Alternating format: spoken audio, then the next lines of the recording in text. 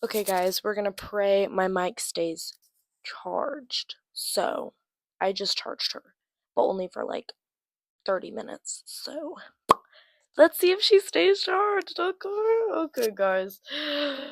What is up? What is up? What is up? What is up? Welcome back to yours truly with yours truly, Lucy. Welcome back, guys. Happy spring break. It's actually mine is almost over. I'm recording this on the Saturday before it's over, which is mad sad. Mad sad. For real. I don't really want to go back to school, except we have a soccer game on the Monday we get back, so literally tomorrow Sunday, then Monday, soccer game that day. And that's crazy. Yep, that's crazy that we have a soccer game that early, right after spring break. So, um, we'll just have to see how that goes. So I'm a little nervous for that, but I'm also excited. I'm also really excited. Okay, sorry, I'm also watching. I have a window out to my backyard right in front of me, and my little puppy is standing very close to the pool. So I'm kind of making sure he's not going to fall in. Because he would totally die. That's awful. Oh well, prayers to him. Um, okay, speaking of prayers, today we are going to get into a little bit more of a serious topic. A little more of a serious topic. Not like serious, but like my last podcast episodes have been like really lighthearted, really fun, like, like movies, like really fun stuff. And so today or for this episode, I have felt this way it's something that I was struggling with, and so I wanted to speak on it. And so today we're going to be talking about contentment, which obviously you know that from the title of this podcast episode. But today we're going to be talking about contentment and comparison. Yay! Not fun. Not fun. They're not fun to talk about. Well, they're fun to talk about for me, but they're not fun to struggle with, I think. Because a couple weeks ago, um, I had to try out for soccer. So it was soccer tryouts, and I was really stressed.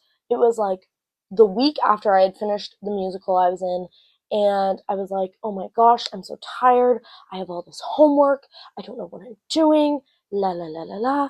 And then soccer tryouts come around, and it's like, bam, pressure, pressure, pressure, pressure. Because at the beginning of the season, they were like, ooh, we have like 40 some girls, we're gonna have to cut people. And so I'm literally shaking in my boots because I'm like, okay, let's be honest, Lucy, you're not that good.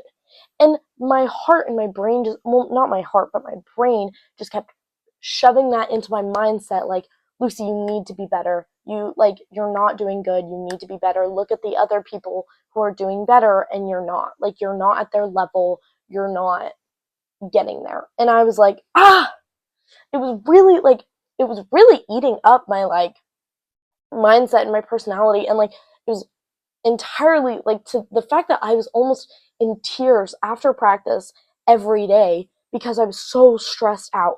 And let me just give a shout out to my girl Audie.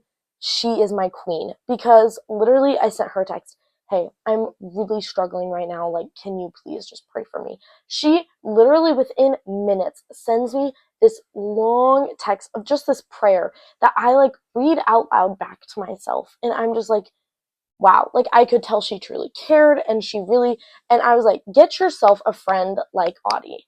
Like, literally put me back in the right mindset. And then after that, God just filled me with his spirit and was like, Lucy, you have nothing to worry about. You're going to be fine. I am going to put the talent in you and it's going to be amazing. And then they didn't end up cutting anybody. So everything's fine. So everything was fine. I think I was just really in that mindset of like, oh my gosh, all these girls are so much better than me. Oh my gosh, look at all these freshmen who are better than me.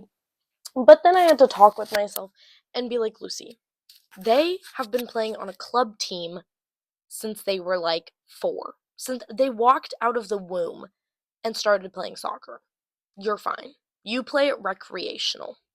You're going to be okay. You're going to be okay. But so, yeah, I was really concerned about that, and just it was overwhelming my mind, and I was like not in a good place.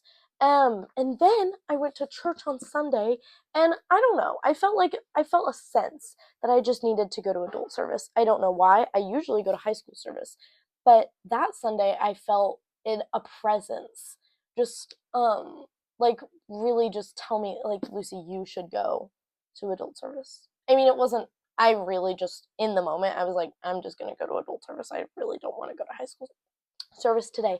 But looking back, it was definitely God being like, I'm going to put you in adult service because you need to hear this message.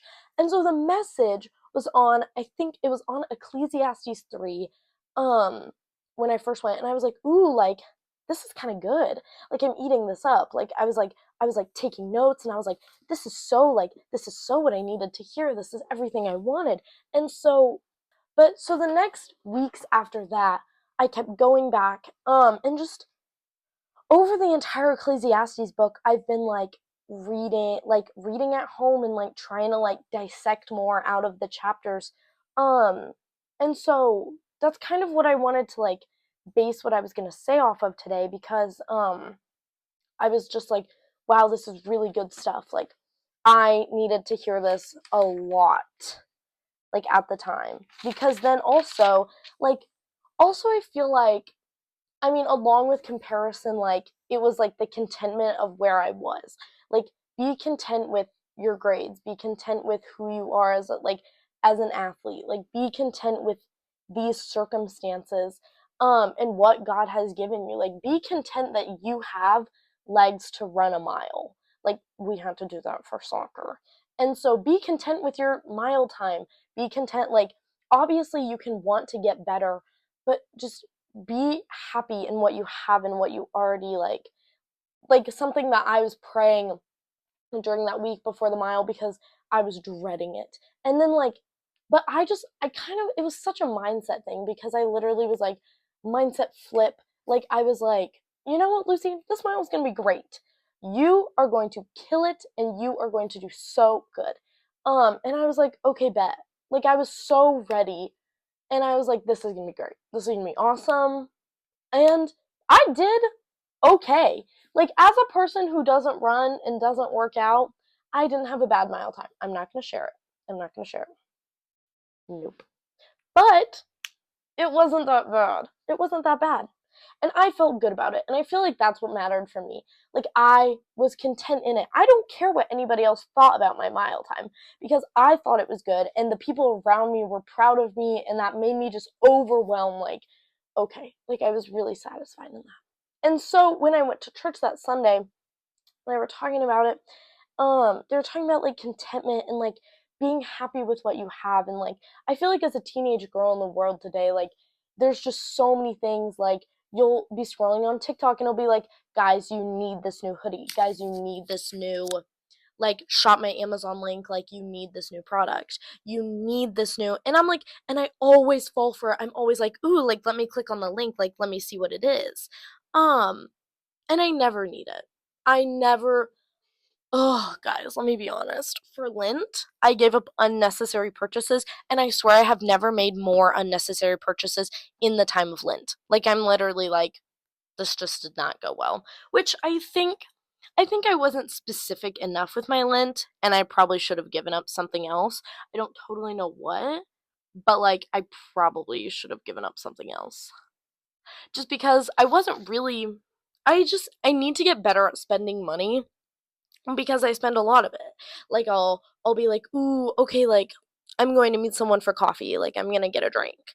I'm going to like I don't know. Just things like that where I'm like I didn't really need to go get a drink for myself, but I did." So, sorry, I'm going to blow out this candle because it's getting kind of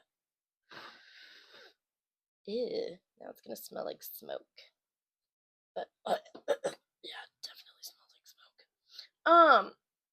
Let me not set off the fire alarms. Okay, sorry.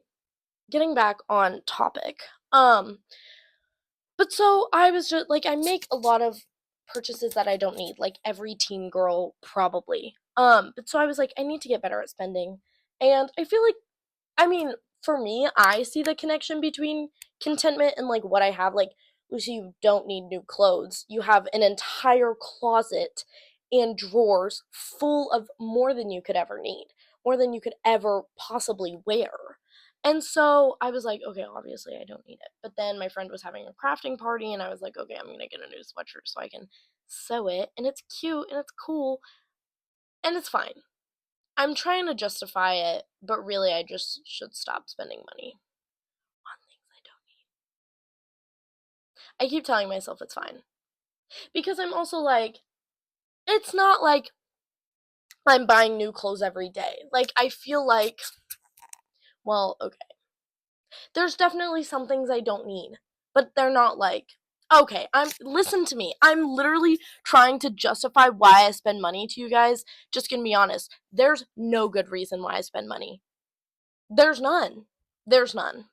I keep, even in my head right now, I'm like, it's fine, Lucy, you bought the shorts for soccer. You bought them for soccer season. Okay, yes, but also like, did you need them? Probably not. Probably not. Are you happy you bought them? Because now you have them? Yes, but I just think that's not where I should find my contentment. I should not find my contentment in what I have and what I wear, and any of that, but instead in what God says about me. And I feel like that really came into play, like I said about soccer tryouts. Like, I feel like that really came into play there. So let's look in the Bible. Let's get into it.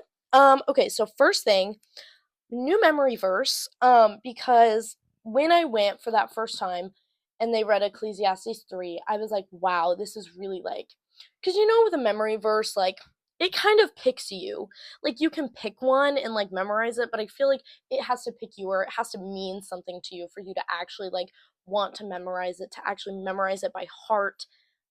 And I used to have an old one, or well, I mean, I still use it, but my old one was Matthew 6, 34, 33 and 34. And it was like, I don't totally know it, but I know the gist of it. And it's like, but first seek his kingdom and you will have everything you'll ever want, or like everything you'll ever need. Um and then the verse after that is like, for do not worry about tomorrow, for tomorrow has enough worries of its own.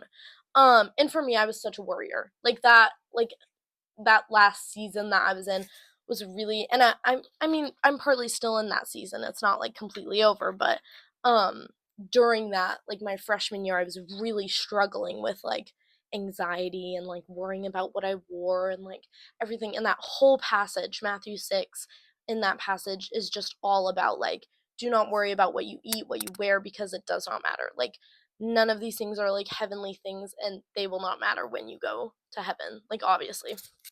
But so, um, and so that was my old memory verse, and I've been kind of like, I could kind of tell that that season was going away and that season was like disappearing, which is great.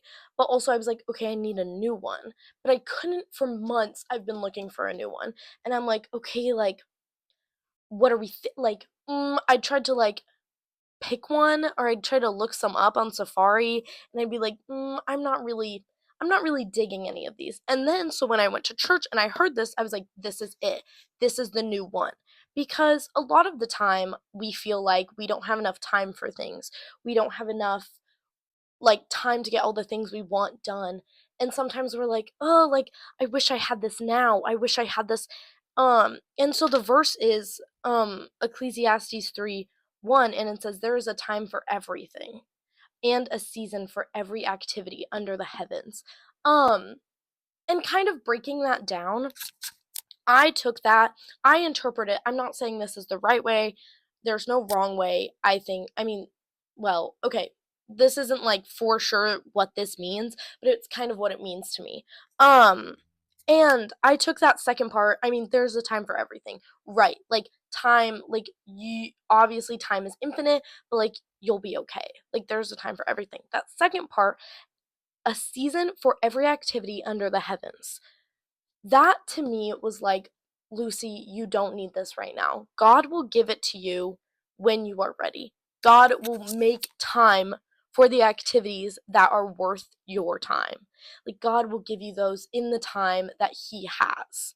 And so that was really, cuz I was especially feeling like, oh, why am I not this good yet? Why am I not like, why can't I do these things now? Why don't I have this now? Why can't I do the grades I want now? And God was like, Lucy, calm down. None of that is worth your time. None of that is worth your spiritual energy.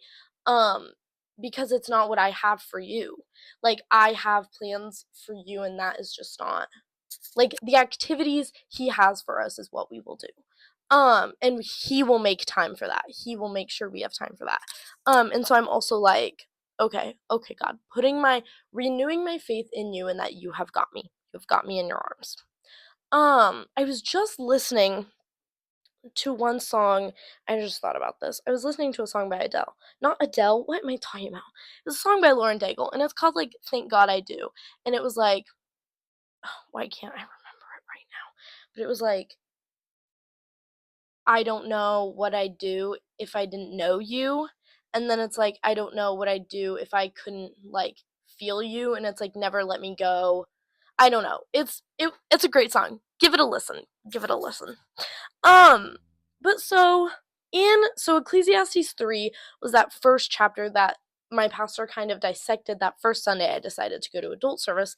And then the most recent Sunday, we read Ecclesiastes 5, and that to me was really like, wow, this is speaking to me about contentment. Or like just what I got from it, maybe less the chapter, but more what I had taken away from what my pastor said. Um, was really like contentment for me, and I was like, wow, like that I'm gonna be content in what like people or like whatever. Also, I thought about this while I was listening to the sermon, and I was like, isn't it interesting how content and content are spelled the same way? If it's not, I could be wrong. What if I was thinking about that too? I was like, what if that's wrong? What if content and content aren't spelled the same? But I think they are. I think they are. But it's so interesting how to me those words are so different. Content, the content of your life, like everything you have, being content in what you have.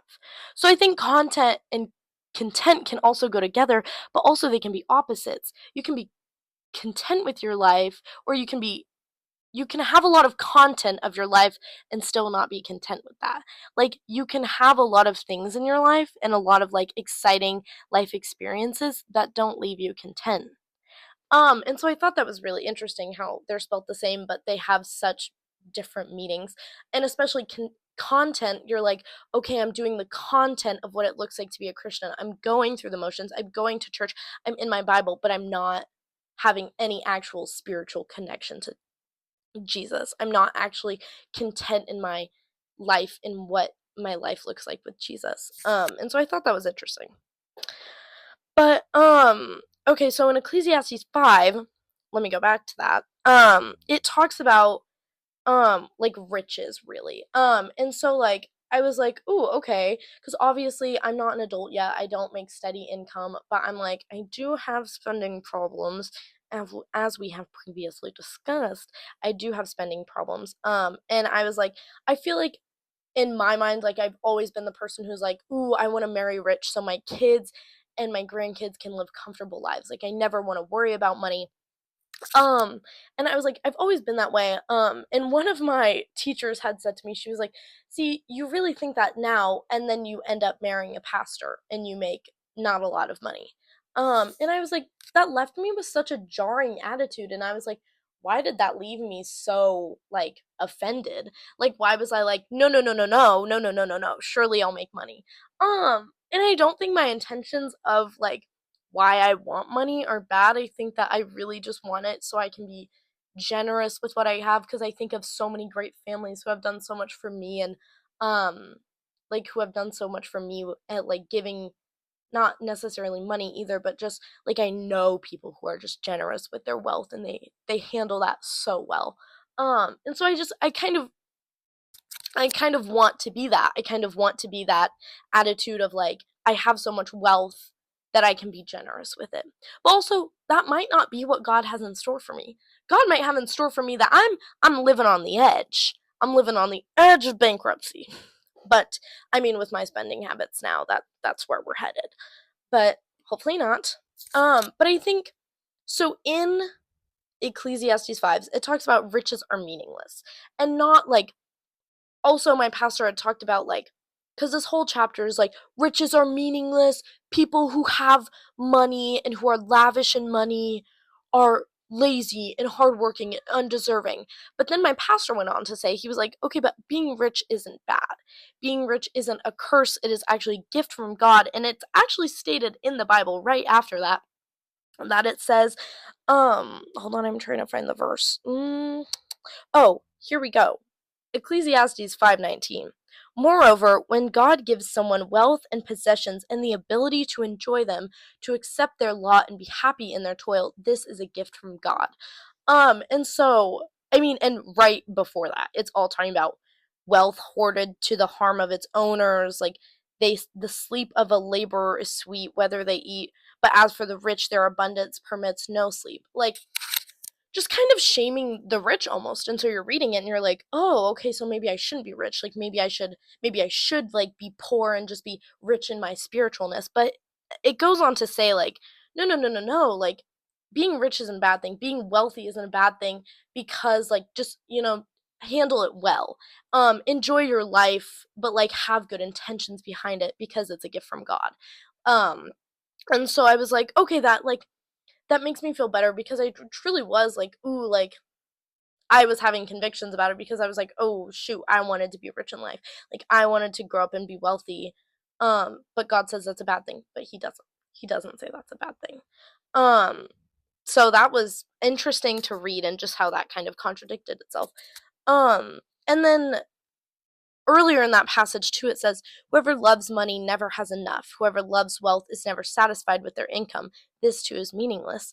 And I was like, even taking the word wealth out of that and inserting whatever you're dealing with, whoever loves clothes, whoever loves people's approval, like anything you're struggling with, I was thinking like, that is true.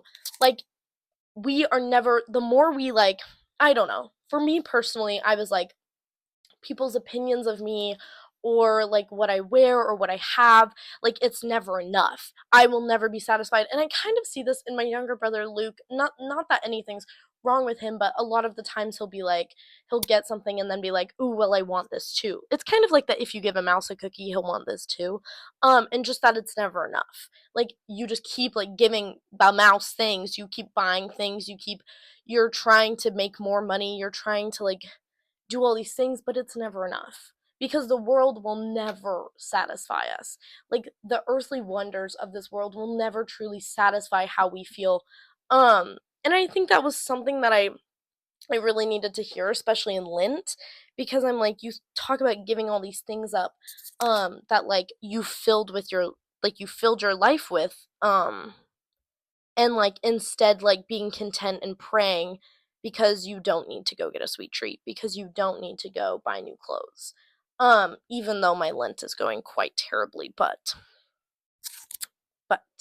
so I I took this, and people could take it so many different directions, but I took it with a heart that, be content in what you have, because God gives you things that you can handle in the moment. And also like, he will benefit you when it's the time to benefit you, and he will test you when it's the time to test you. And I think Ecclesiastes 5 stood out to me, because I was like, wow, like, money is something that I feel like I really hold a high standard of. Like, I really want it. I want to buy more things with it. Like, I want more of it.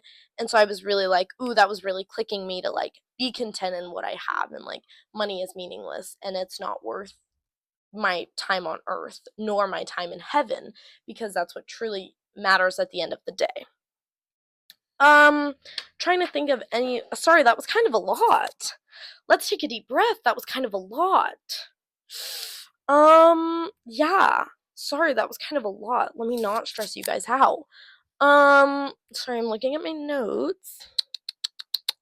Um, but yeah, so, the whole series of this church series that we're going through Ecclesiastes, is called What's the Point? Because, all throughout Ecclesiastes, which I've read a tiny bit of it in school, and it was like, your earthly toil is meaningless, a chasing after the wind, this too is meaningless, all of that. And it kind of leaves you like bummed out. Like, the whole vibes of Ecclesiastes kind of leaves you just like, all right, so I should be ashamed, so I should be sad, but that's not it. like obviously that's not what's supposed to happen. That's not what he means. Um and so yeah, I just was like, whoop, woohoo. Sorry, that was a woohoo, big summer blot. Um Oh yeah, sorry guys, what is happening right now? ADHD is really, it's been 25 minutes. We're really clicking here. Um Another thing, I had another verse marked. I wonder where she is. Let's look. Oh, okay, here it is. Um this is kind of wrapping up my feelings about contentment, and just another good verse to have in the back of my head, like just to be content about. And also some of you might know the second part of this verse. It's Philippians, the one people probably know is Philippians 4:13, which is I can do all things through him who gives me strength. Which you're like, you learn that going to VBS, like growing up, and you're like, yeah. But I think it's the verses before it that really have the most impact on me personally. Like 11 and 12 I read and I was like they brought it up in church and I was like, "Oh, okay." So like, wow. Because I was like, I feel like most people stick to 13, but it's before it, like that really clicked for me. And so 11 and 12, I'll read it for you. And it says, I am not saying this because I am in need, for I have learned to be content whatever the circumstances. I know what it is to be in need, and I know what it is to have plenty. I have learned the secret of being content in any and every situation, whether well fed or hungry, whether living in plenty or in want. And before those verses, it's like, I rejoice greatly in the Lord, because you were concerned, like, it's just, I don't know. It's really just that verse 11 that's like I am not saying this because I am in need. I am not, like, I'm not in need. I have learned to what it is to be content in the circumstances. Um and so it's interesting just cuz you're like, have I learned what it is to be content? I'm going to be honest. I don't think I've fully learned what it means to be content. I think I still have a lot more to learn, obviously, and there's obviously always room for improvement, always room for direction. But just kind of ending thoughts. Just leaving you with this, like my kind of ending thoughts, even though I've said that like 5 minutes ago. Um Kind of what I ended up taking away with this was like, the world will never leave me satisfied, and I feel like whenever I'm in a place that I feel unsatisfied, like I'm in a season of dissatisfaction, sure, unsatisfiedness. It's always when I haven't been in my Bible. It's always when I'm kind of in a rut, when I'm in a low, when I haven't filled my life with spiritual goodness, that I usually feel that. And so I just that was kind of on my heart. It was kind of more on my heart and I wanted to share it. I know my thoughts were probably a little rambled there. But it truly was on my heart and I really felt that. And now I feel way better about it. And now I'm like, ooh, I'm content in what I have. I'm happy. I'm playing soccer. I'm happy at where I am. Like, just all these things that I was like, okay, feeling good about myself now.